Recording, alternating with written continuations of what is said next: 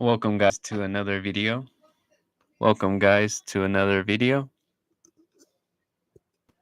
Hello? Hello? Testing. Welcome guys to another video. We will be reviewing I bought the laziest tech ever. Okay. It's going to be good.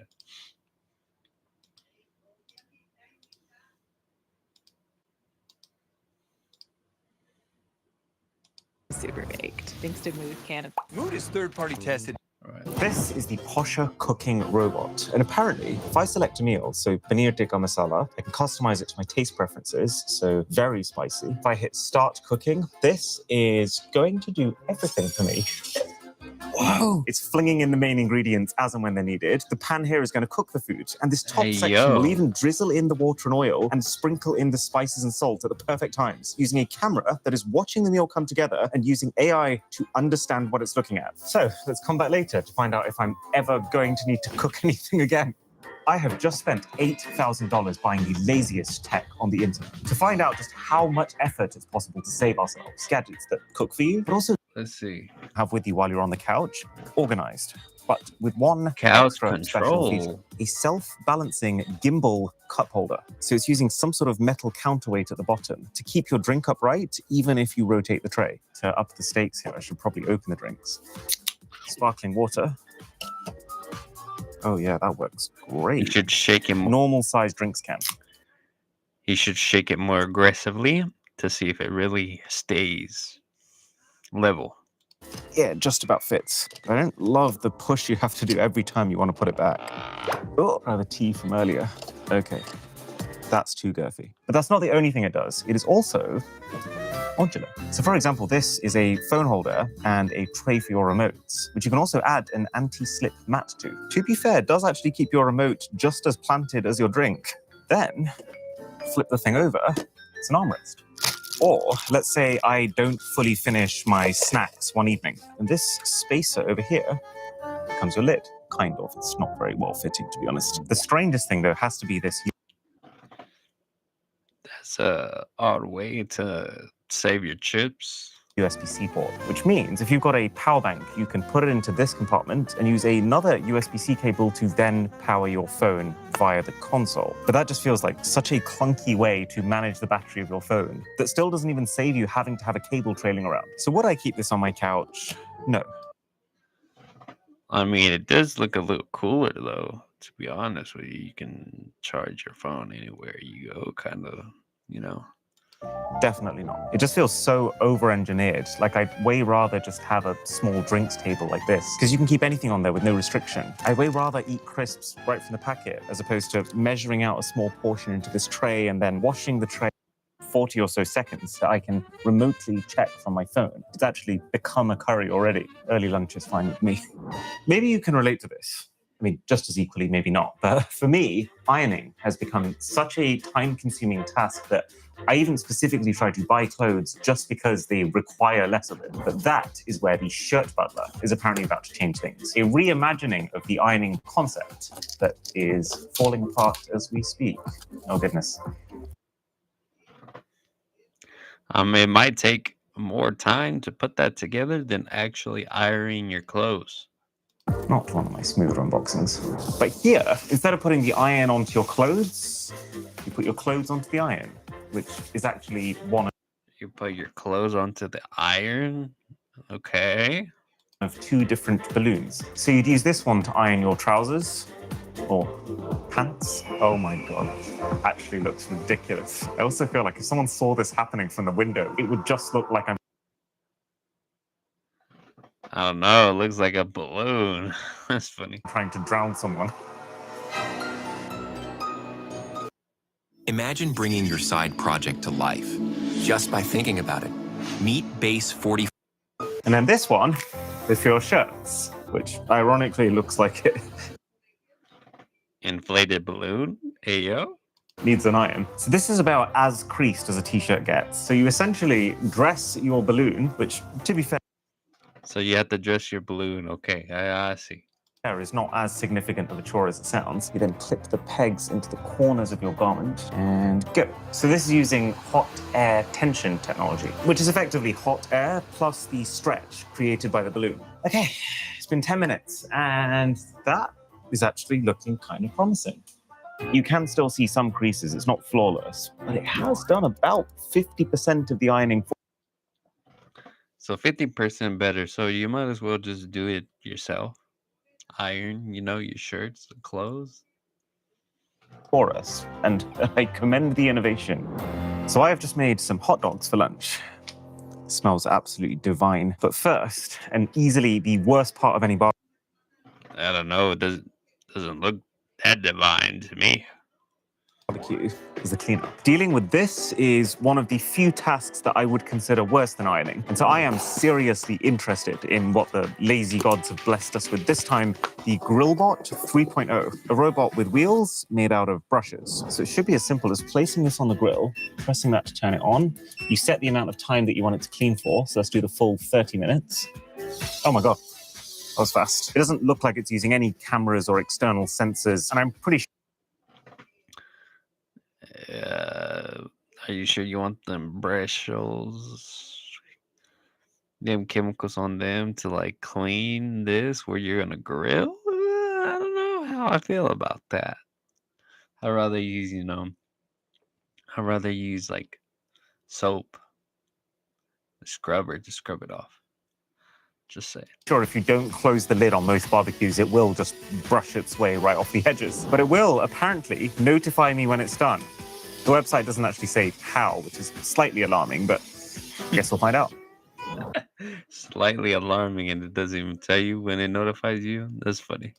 That was one satisfying sausage. And now we've had it, why not throw the trash into the laziest person trash can in the world? From the company who calls themselves Air Deer for some reason. Okay, so it's got pretty responsive automatic lid opening, which is not a unique feature, but I have it on my bin and I use it all the time. Okay, let's try the flagship feature of this thing. So hold this button down. And so this is now a completely top to bottom sealed trash bag. It's sealed on that end and it's Okay, that's nice, to be honest, that it seals it for you, and throw it away. That's nice. But I wish they had a bigger, bigger trash bag though. That'd be nice. sealed on that end, so I never have to even look at my trash. I can actually smell the smoke from the heat sealing that it's using on this bag. Oh, and then now it should be replacing this bag with a brand new bag ready to use. That's insane. So it's actually using fans at the base of the trash can to pull the new bag into position so that it's completely filling the container. This does kind of have it all. That is nice. I just wish it had it for, bigger trash cans, not like just a small one.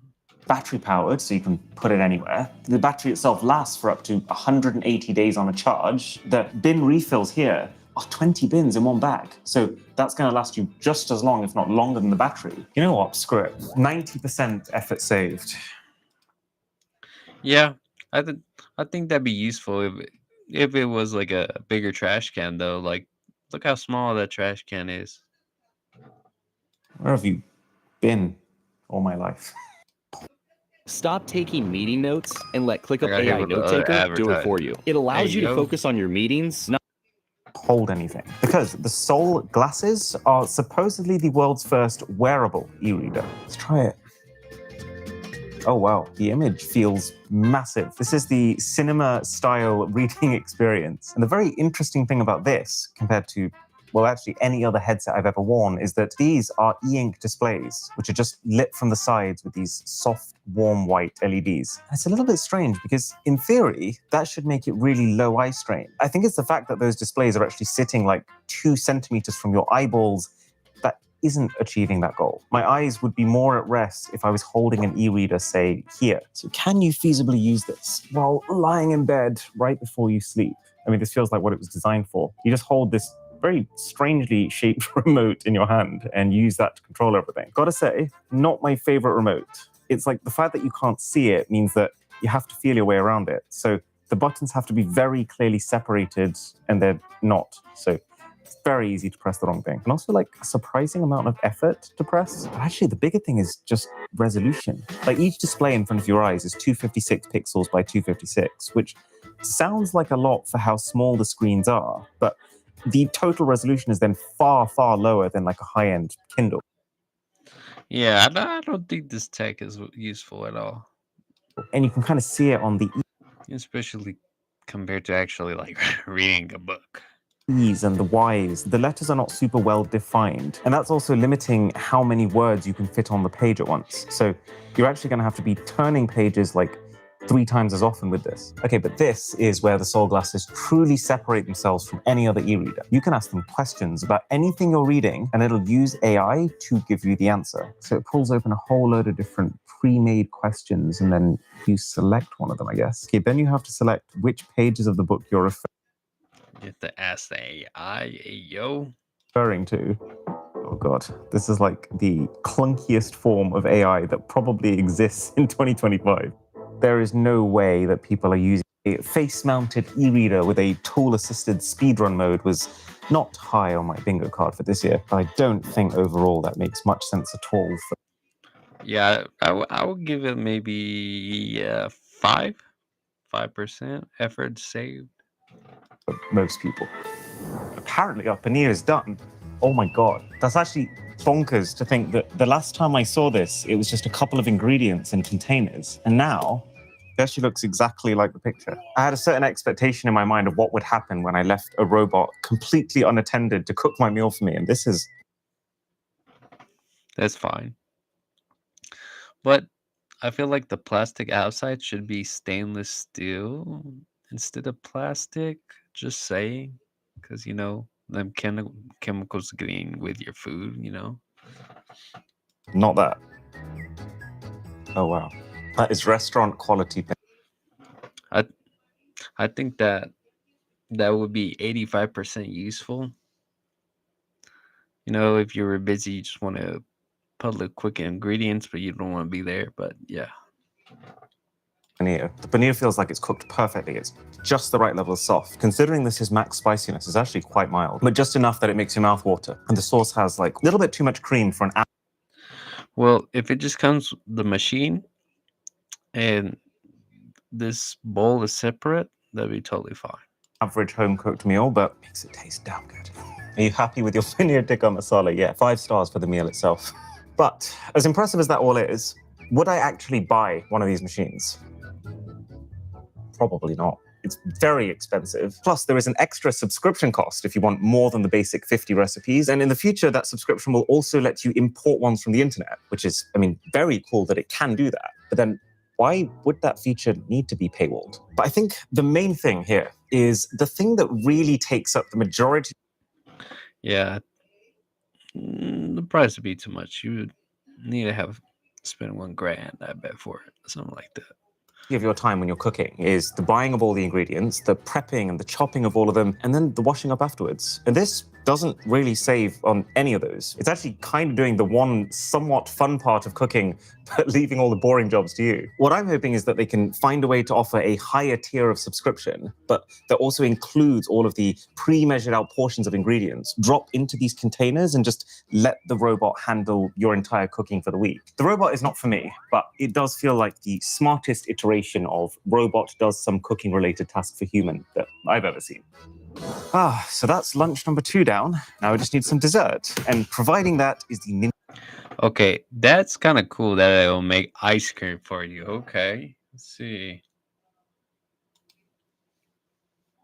a little more top heavy than I was expecting. So the main event here is the creamerizer, which sounds about one step away from being a Dr. Doofenshmirtz invention. But it's essentially just these rotating paddles that continuously aerate your frozen mixture, which is how it's apparently going to turn this block of ice looking thing into smooth, creamy soft serve. So one thing that I will say about this, I constantly see these machines being shown in TikToks, like my 2-ingredient ice cream that takes 30 seconds to make. But it's not that simple. You first got to blend your ingredients. I've gone for literally just banana and milk for mine. Then you got to freeze it all. And you have to do this the night before, which is, I guess, why mine's gone a little bit browner than I'd like for a banana ice cream.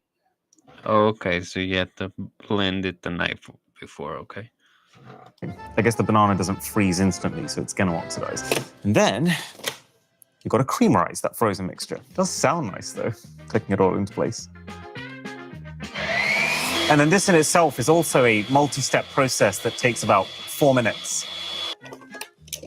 Now, you take out the container, you attach the other dispensing lid, you mount it onto this entirely separate part of the machine, nozzle goes to open, and then finally, ice cream. So it's essentially using a press to force the ice cream out the nozzle. Look at that, though.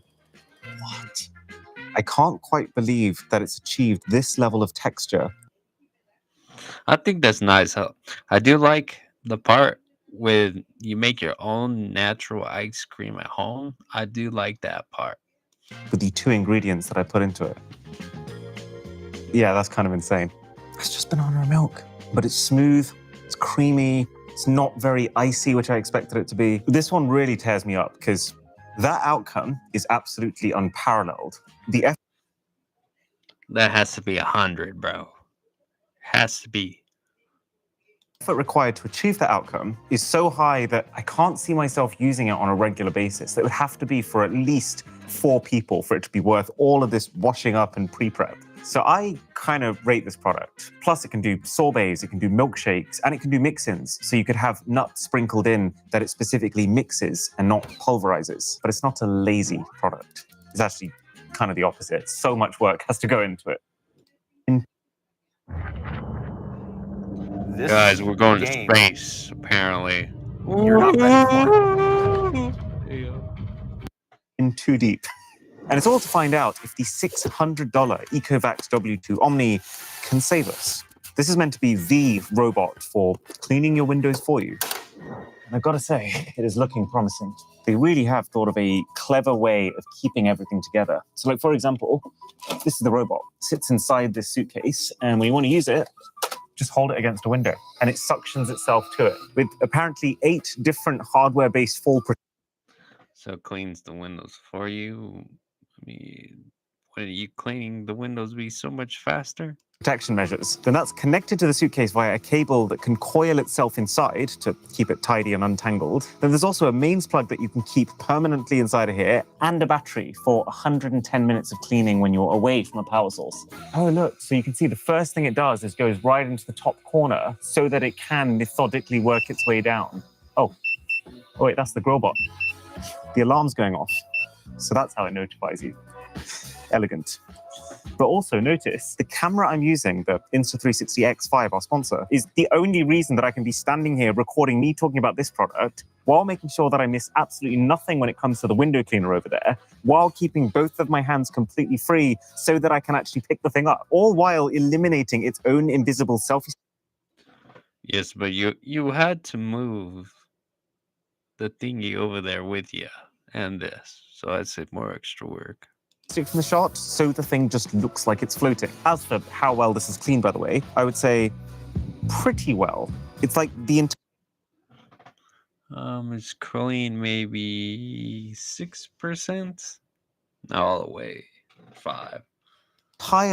What about the bottom? Top layer has been scrubbed very thoroughly, but it hasn't done a very good job when it comes to the sides. It kind of feels like I hired someone from Fiverr to do the cleaning. This is the result I would expect. It's definitely saved me some time, and it's great that you can just pop these brushes straight into the dishwasher, but there is still work to be done here before you can just leave this. Now we're back on this side, just as the window cleaner is approaching, needing to send it in for repair. So link below to get yours, with the first 30 orders also getting an extra 1 terabyte of cloud storage for free, an extra 5% discount, and a free dual lens replacement kit. Oh my God. What? That's like the cleanest this window has ever been. That I was not expecting. So level 1, it has absolutely flown past. Level 2, it's doing a lot more smearing. So it's got a...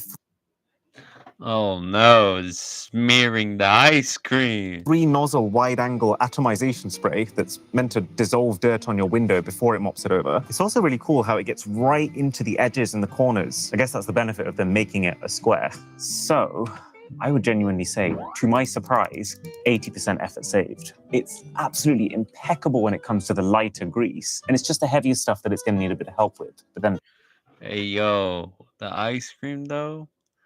Hey yo, but who's gonna throw ice cream? But yeah, it would get dust and normal things off of it. how often do you fall into your window with ice cream? The thing that's surprising me most about this video is someone has tried to come up with a solution for every single chore, but this has to be the most over-engineered one to exist. This is the $1,439 smart duvet that makes your bed for you. Why does the control box look like an Xbox Kinect? So you set this box up at the base of your bed, and this system serves two purposes. One is a very similar ability to around the bed. This pumps Oh, to air. keep So I've your set bed this side, for cool example, or to its highest possible warm? temperature. Okay. I mean, it's fine. It feels a little on the warm side. And this is the cold side. Okay, you can feel the difference, but definitely far less of a temperature range than 8 Sleep. This is about I'm not sure who would use that. Who wants to be cold at night is kind of sus. I wouldn't use it. Bet it costs a lot of money to buy too. a 7 degrees Celsius max difference between the two sides. 8 Sleep can do 30. They do also say that just the action of sending air into your bed oxygenates it, which reduces the irritation on your skin caused by sweat because the humidity is lower. And then to top the whole thing off, the unit even has ambient light. Yeah, no one's gonna use that feature. LED, not really. Lighting, which is like proper 16 million colors, the whole shebang, and even aromatherapy. So you take this filter out of the back of the unit, and then by soaking this foam in the start, I don't really know what to expect here. Oh, it's inflating. This is actually really clever how it works. They've got a thin inflatable sheet that goes across the entire duvet. So by pumping air into that inflatable sheet, it effectively stretches the rest of the duvet so it has to conform to its full shape, which is flat. Okay, this is probably the single coolest automation we've seen so far. Oh my God. No, that is actually hotel quality finish. And then once it's but no more, because this is the Chairless Chair 2.0. Yes, over $2,500 to be able to sit on command. It's actually not as heavy as it looks. The whole thing is like 3 kilograms. So strap myself in at the waist. So basically, sit anywhere you want, no matter where it is. Could sit in front of the hallway. You can sit on someone in the restaurant if they don't have a seat. You can sit anywhere. Which would be easier just to get a chair, you know. Right thigh, left thigh. But this is the cool bit. Now the whole thing snaps into my shoes, and it really looks like I should be able to kick a brick wall down with this. But what I can really do...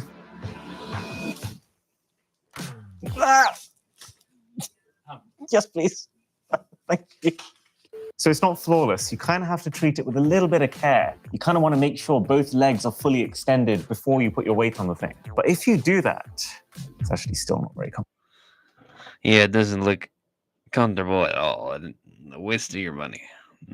Not really a good replacement for a chair. I'm like 70% resting, but 30% tensing my core as hard as I can so I don't tip over backwards again. And yeah, it's kind of cool how spontaneous you can be with the thing. guys, like now that I'm was- walking, I can go this way, now I can decide to sit again.